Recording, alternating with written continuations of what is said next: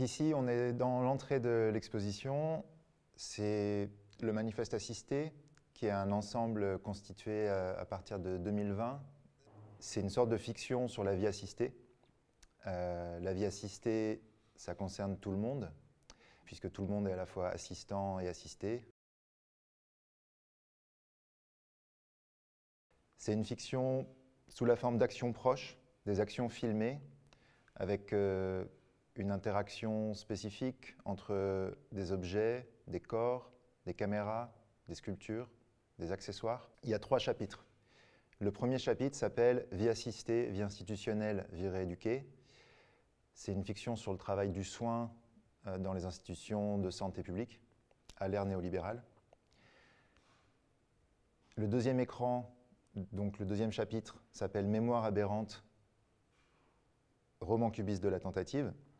C'est plutôt la mise en perspective d'une archive, l'archive de la tentative d'un réseau de prise en charge d'enfants autistes mutiques, proposé, inventé par Fernand Deligny, qui est un éducateur, un écrivain, dans les années 60-70. Le troisième écran porte le prénom plutôt, de mon père, Philippe, donc Philippe Fouché, qui, à la suite d'un accident vasculaire cérébral, est devenu hémiplégique. Donc l'hémiplégie, c'est la paralysie, dans son cas, à 100%, la paralysie totale de toute la partie gauche de son corps. Je parle d'aberration empathique parce que je considère qu'il n'est pas possible de s'identifier à l'autre, mais que le jeu des actions proches, en quelque sorte, met en scène les ratages de l'identification. Voilà. Donc, si Philippe est hémiplégique et qu'il est paralysé, je pense que cette paralysie, elle est inimaginable, mais qu'un certain nombre d'actions peut permettre de travailler l'imaginaire d'une paralysie de façon hétérogène. Les actions proches sont la plupart du temps sans échange verbal. Elles sont réalisées à partir de scripts extrêmement restreint.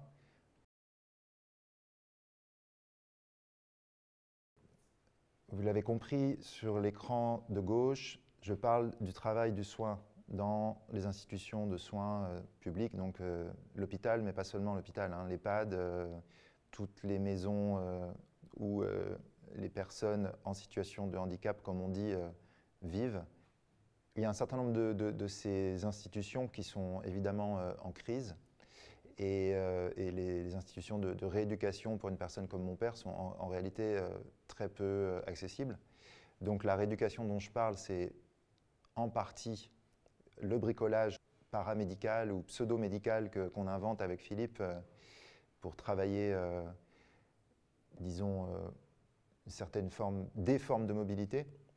Mais c'est aussi une formule ironique. Je pense que personne n'a envie d'être rééduqué.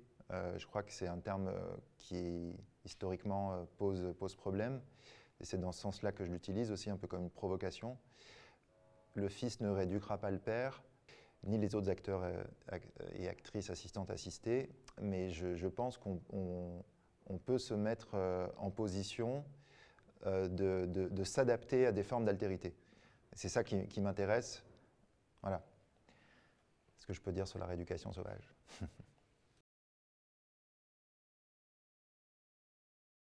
L'exposition, évidemment, elle est faite pour des gens qui ne me connaissent pas, qui ne connaissent pas Philippe. Elle est faite pour que l'empathie, les formes de l'empathie qui sont travaillées, là, les fameux ratages de l'identification dont je parle, ça puisse passer par des choses un peu abstraites, par des assiettes qui glissent, des choses qui s'adressent au corps, hein, des choses qui sont fondamentalement de l'ordre de perception du rythme. Voilà, c'est à ça que je crois, parce que sinon mon travail serait l'illustration d'un propos ou d'une défense d'une certaine identité ou d'un certain monde, d'un certain public. Et évidemment, pour moi, si l'art peut être réduit à ça, eh ben, on a un gros problème. Mon travail il est politiquement très engagé. En tout cas, il y a pour moi il y a des questions évidemment sur l'organisation du monde social, l'organisation du monde politique, mais pas sur le mode d'une obéissance à un sujet. Voilà.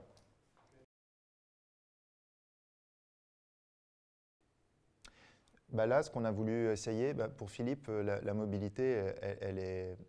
Soit il est assis dans son fauteuil, roulant électrique, ce qui lui donne une certaine liberté, soit il est couché.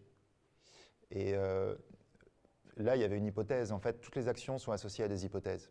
Quand je dis expérimental, c'est ça hein, que ça veut dire quand même. Qu'est-ce que ce serait de fabriquer une sorte de véhicule qui soit confortable et qui permette à Philippe d'avoir un autre type de mobilité que celui dont il a l'habitude, qui est fabriqué sur mesure, hein, qui est faite pour que lui puisse se déplacer avec sa jambe sans moteur électrique. Qu'est-ce que ça lui fait de se déplacer en regardant vers le plafond, dans un espace où il y a beaucoup d'autres objets? Qu'est-ce que c'est que cette interaction avec ces objets? Qu'est-ce que lui décide de faire ou pas? On ne sait pas à l'avance.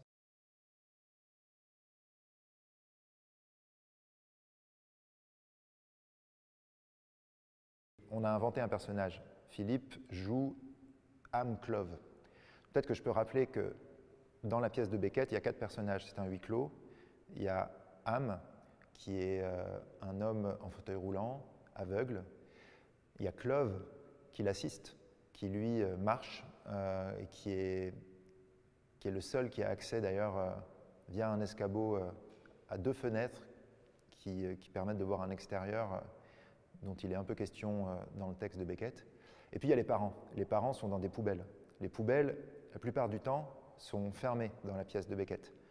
On ne sait pas d'ailleurs à un moment donné si la mère est vivante ou morte. Le texte de Beckett est assez violent. Et tout ce que vous entendrez dans le film, c'est du Beckett. On n'a pas inventé le texte. Seulement, on l'a altéré. On a altéré la pièce de Beckett, on l'a radicalisée. Finalement, on a gardé très peu de mots, très peu de tirades, comme on dit.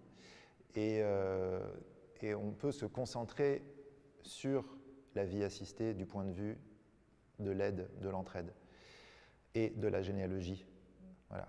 Une des questions, c'est de savoir dans la pièce de Beckett si l'assistant, la figure de l'assistant, Clove, est le fils adoptif ou pas de Am. On ne sait pas trop, c'est pas clair.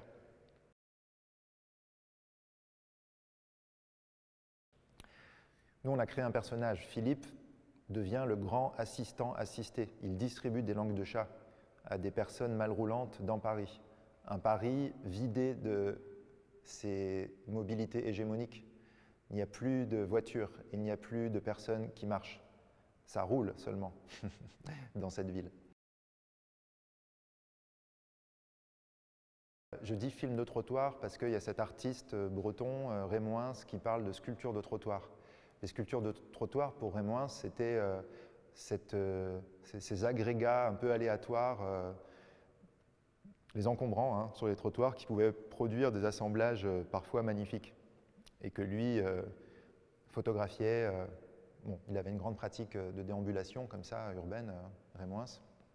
Là, oui, c'est un film de trottoir, c'est aussi une exposition où tout se passe au plus près du sol. Toutes les sculptures entretiennent un rapport très fort au sol.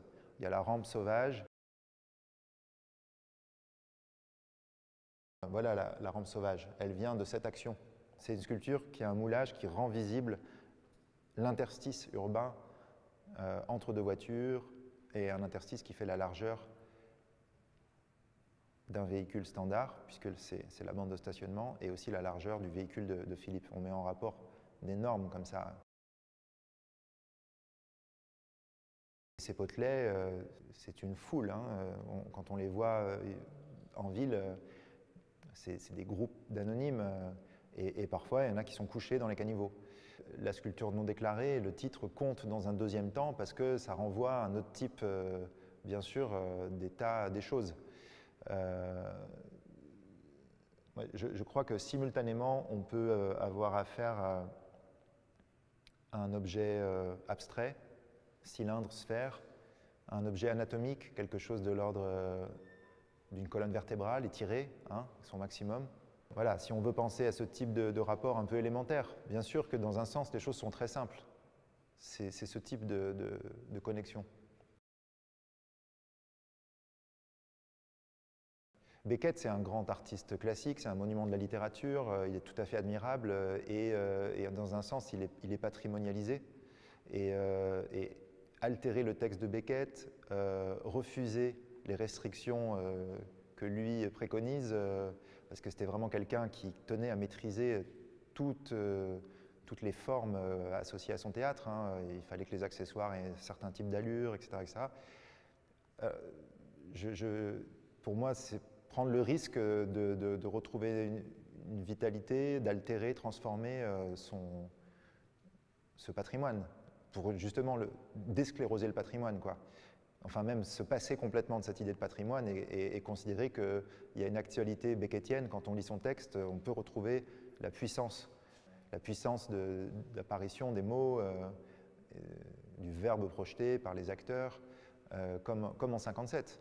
Le film est aussi une réaction, une manière de réagir aux temps terribles dans lesquels on est, d'un point de vue politique et social.